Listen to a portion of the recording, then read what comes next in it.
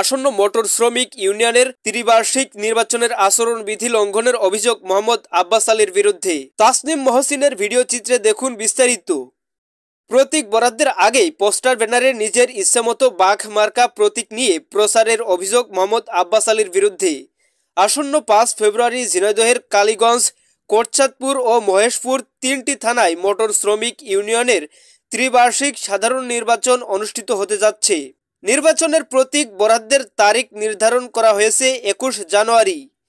কিন্তু প্রতীক বরাদ্দের পূর্বেই নিজের পছন্দমতো প্রতীক বাঘ মার্কা ব্যবহার করে পোস্টার ব্যানার ছাপিয়ে প্রচারে ব্যস্ত হয়ে পড়েছেন মোহাম্মদ আব্বাস আলী। নিজেকে সাধারণ সম্পাদক পদপ্রার্থী দাবি করে প্রতীক বরাদ্দের আগেই বাঘ মার্কায় ভোট চাচ্ছেন ও বিভিন্ন স্থানে পোস্টার ব্যানার লাগাচ্ছেন। সরেজমিনে ব্যানার পোস্টার মারা দেখা যায় Elangi bus stand, Kotchandpur road সহ বিভিন্ন স্থানে। এছাড়াও অনলাইনেও প্রচার করতে দেখা যায়। তার এই স্বেচ্ছাচারিতায় বিরূপ প্রতিক্রিয়া দেখা দিয়েছে অন্যান্য প্রার্থীদের মধ্যে। নির্বাচনী প্রতীক বরাদ্দের পূর্বেই কোনো প্রার্থী ইচ্ছেমতো প্রতীক নিয়ে পোস্টার ব্যানার ছাপিয়ে প্রচার করতে পারবে কিনা এই বিষয়ে কথা হয় উক্ত নির্বাচনের নির্বাচন কমিশনের দায়িত্বপ্রাপ্ত কমিশনার আজাদ রহমানের সাথে। তিনি জানান, এটা ঠিক না। আমাদের কাছেও আব্বাসের বিরুদ্ধে অভিযোগ এসেছে, তবে তাকে এই বিষয়ে সতর্ক করা হয়েছে।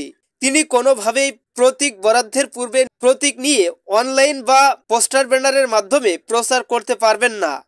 নির্বাচনী আচরণবিধি লঙ্ঘন করে প্রতীক বরাদ্দ পাওয়ার পূর্বেই বাঘ মার্কা নিয়ে প্রচারের শুরু করার বিষয়ে কথা হয় মোহাম্মদ আব্বাস আলীর সাথে। তিনি সাংবাদিকদের জানান, আমি পূর্বেও 4 বার নির্বাচন করেছি, তখন আমার প্রতীক ছিল বাঘ মার্কা। তাই হয়তো আমার সমর্থকেরা বাঘ মার্কা দিয়ে প্রচার করছে।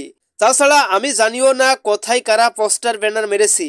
এই বিষয়ে আমি অবগত নই। স্থানীয় শ্রমিকদের দাবি, আসন্ন 5 ফেব্রুয়ারি নির্বাচন হবে অবাধ, সুস্থ, নিরপেক্ষ একটি নির্বাচন। এই নির্বাচনে যেন কোনো প্রার্থী পেশিশক্তি বা অন্য কোনো অকৌশল আশ্রয় না নিতে পারেন, সেই দিকে খেয়াল রাখবে সংশ্লিষ্ট নির্বাচন কমিশন।